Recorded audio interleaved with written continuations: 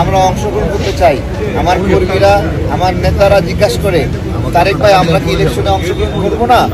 তখন তাদেরকে আমি উত্তর দিতে পারি না, কারণ আমার তো নিবন্ধন এখনো হয়নি। আমি কিভাবে দেব? হয়তোবা রাজনৈতিক জোট করে দুই একটা পদে আমাদের দুই একজন নির্বাচন করতে পারে, কিন্তু আমরা এরকম কখনোই চাই না।